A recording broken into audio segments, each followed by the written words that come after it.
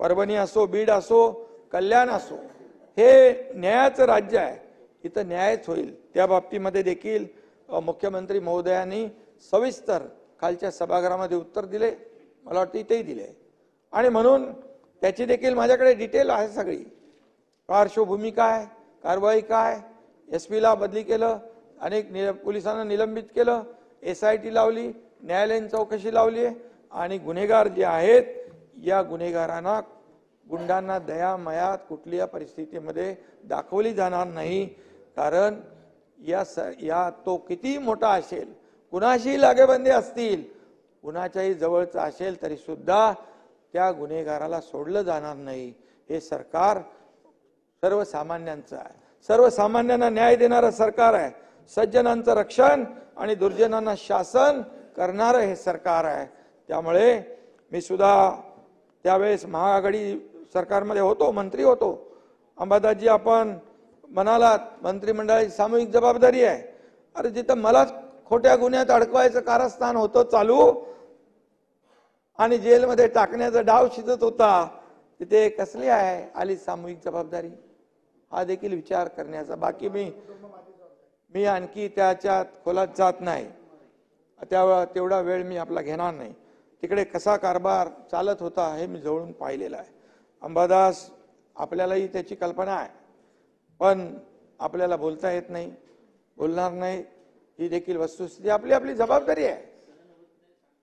आणि म्हणून नाही, त्याचा आपला माणूस चांगला आहे. पूर्वी तुम लढो मैं कपडे संभालतो अशी पद्धत होती. आता अंबादास, तुम लढो मैं बुके देके घर जाता हूं, अशी परिस्थिती आहे. गेला आठवडाभर धामधुमीत गेला. विरोधकांचं आतून कीर्तन, बाहेरून तमाशा, असं चित्र पाहिलं. तुम्ही व्यक्तिशः कोणी घेऊ नका हे मी सांगतो, कारण खाली सभागृहात देखील मी आहे. त्यामुळे आपण जे मी बोलतोय ते व्यक्तिशः कोणीही आपल्यावर घेण्याची आवश्यकता नाही.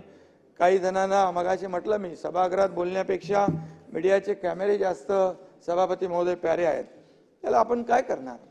आणि म्हणून सभागृह चर्चेसाठी आहे, सभागृह लोकांना न्याय देण्यासाठी आहे. हे विधानसभेचं अधिवेशन विदर्भातलं आहे आणि म्हणून विदर्भातल्या देखील जनभावना लक्षात घेऊन आपण सभागृहामध्ये त्याच्या प्रश्नाला, चर्चेचा वापर करायला पाहिजे होता. परंतु महाराष्ट्राच्या विधानसभेचा आवार म्हणजे मनोरंजनाचा कट्टा नाही आहे.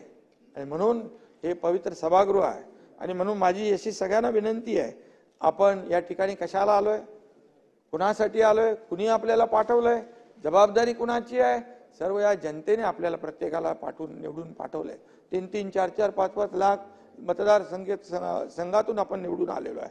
आणि म्हणून आपण प्रत्येकाने गांभीर्याने घेतलं पाहिजे आणि हा मेसेज लोकांपर्यंत गेला पाहिजे की सरकार तर आहे, विरोधी पक्ष देखील, सर्व आमदार देखील जनतेशी ज्यांची नाळ जुळलेली आहे अशा प्रकारचे लोक आहेत आणि असा मेसेज लोकांपर्यंत गेला पाहिजे.